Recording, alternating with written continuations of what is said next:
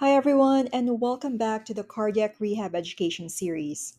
My name's Karen, and I'm one of the cardiac rehab nurses, and I'm also a nurse practitioner student.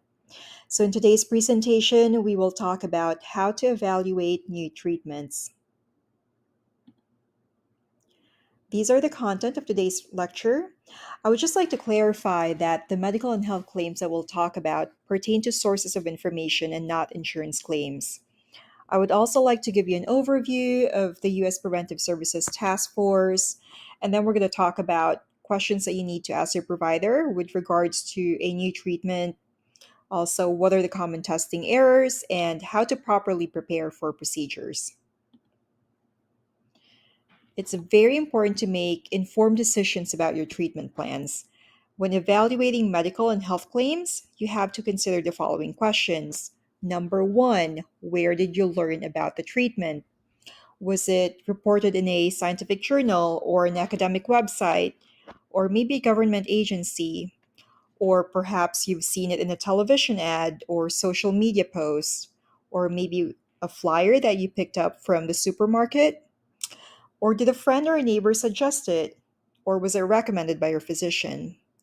Now remember that the source of information is very important. Results that are reported in a respected scientific journal are carefully studied and reviewed before they are published.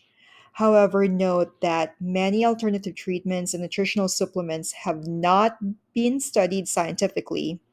Testimonials and opinions are not the same as evidence based information. Also, if it sounds too good to be true, it's probably not true. Also, note that medications have side effects and procedures have possible risks. You must be aware of the side effect profile of the medications that you are taking and be especially cautious if the side effects start affecting your quality of life. So, in contrast to the public's understanding, food claiming to be quote unquote natural can actually be heavily influenced by human activities. According to the American Society for Nutrition, any foods containing natural flavors, sweeteners, or other plant derived substances can actually be labeled as quote unquote natural, regardless if it is laden with pesticides or not. By law, organic foods cannot be grown with pesticides, but there are no laws in place for quote unquote natural. It's also important to note that the US Food and Drug Administration, or the FDA, regulates over the counter and prescription medications. However, vitamins, minerals, herbs, and other dietary supplements are not FDA approved to treat or prevent disease. There are also discrepancies between the contents of bottle and the label of certain supplements.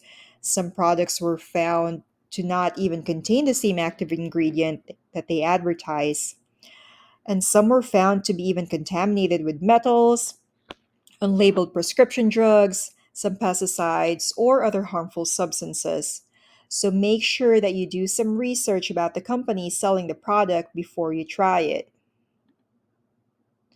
Now, another key thing to think about is the cost of the treatment. By cost, there are other sub questions that you need to ask. Do you have the money to spend on this treatment for the time it will take to produce an improvement? Also, is your health strong enough to maintain this new regimen? And will this put a strain on your ability to function at home or at work? I just want to highlight some resources that would be very useful in evaluating new treatments. The National Center for Complementary and Integrative Health conduct and support research and provide information about complementary health products and practices. The Natural Medicines Comprehensive Database, they review clinical data on approximately 90,000 herbal products, dietary supplements, vitamins, minerals, homeopathic products, alternative therapies such as acupuncture, and other natural remedies. It also provides an interaction checker that shows how natural products interact with prescription and over the counter medications. Consumer Lab contracts with independent laboratories to test different kinds of health, wellness, and nutrition products, such as vitamins and minerals, herbals, and sports and energy products. And lastly, the US Preventive Services Task Force, they provide evidence-based critical reviews of various screening tests and medical treatments. And I'll show you a picture of what their website looks like in the next slide. So the US Preventive Services Task Force, it is an independent volunteer panel of national experts in disease prevention and evidence-based medicine. The task force works to improve people's health by making evidence based recommendations about clinical preventive services. So, healthcare and the treatment decisions made by your primary care provider is usually influenced by the USPSTF. Now, the USPSTF webpage looks like this photo on the screen. You can select the recommendations tab on the top left side, and then you're going to want to select information for consumers, and that's how you're going to find information to be used for patients. So the page on information for consumers actually look like this screenshot on the slide. On this page, you will find easy to understand information on the task force and on health topics for which a task force has released a recommendation. Now, these materials usually include guides, fact sheets, some slideshows, even, and videos available for view and download. You can sort the table by document title, type of material, or recommendation title, or simply just browse using the search function. The materials are designed to inform people about the task force recommendations and are not intended to replace advice from a health professional. Just remember that. Now, I also need to emphasize that you, as patients or as clients, should know the right questions to ask your provider. Remember that improving the healthcare quality is a team effort, and you can improve the care for yourself and your loved ones by taking an active role. So, ask questions, understand your condition, and evaluate your options. What is a test for? When will I get the results? Why do I even need this treatment? Ask your provider, are there any other alternative options? And what are the possible complications of this treatment? Also, this might not come up too often, but you also might want to ask which hospital is best for my needs. And in terms of medications, are there any side effects? And will this medicine interact with the medicines that I'm already taking? So definitely take these questions into consideration, especially when you're given a new treatment plan, a new procedure, or new medications. And when your provider prescribes a new medication, you may expect to start feeling the effects right away, but some drugs can actually take time to make a difference. So it depends on how quickly your body absorbs the medication, how your body distributes it, and how your body breaks down or metabolizes the medication.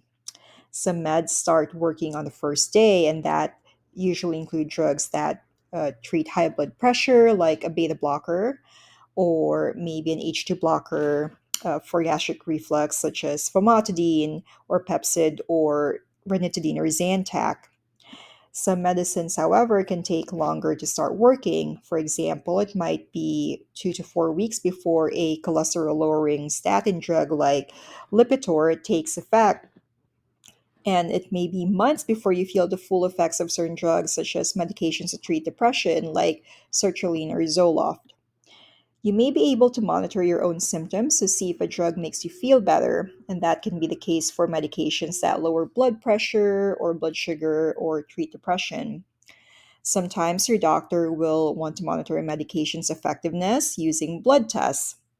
And when a medication does not seem to be working, or if you're concerned that a new medication is not working, you should always talk to your doctor or the pharmacist. But whatever you do not stop taking the drug without first speaking to your provider.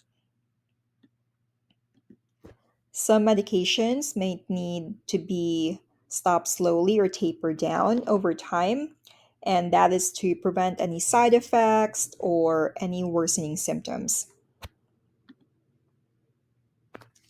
Also, even medical tests carry a risk of inaccuracy or errors, so I just need to kind of point that out to everyone. The two most common errors that we see in terms of laboratory testing, first, we have something called a false positive. So that means that the result incorrectly says that you are sick. A false positive is usually sometimes referred to as quote unquote false alarm. The other one's called a false negative result. So this result fails to identify that you are sick. A false negative usually means that something that is there was not detected and thus something was actually missed. Now, these inaccuracies can lead to anxiety and delayed diagnosis, and sometimes even delayed treatment for the patient. And in terms of preparing for procedures, so if a surgery or procedures that require sedation is recommended for you, it's important that you discuss the options for anesthesia and how to prepare for the procedure.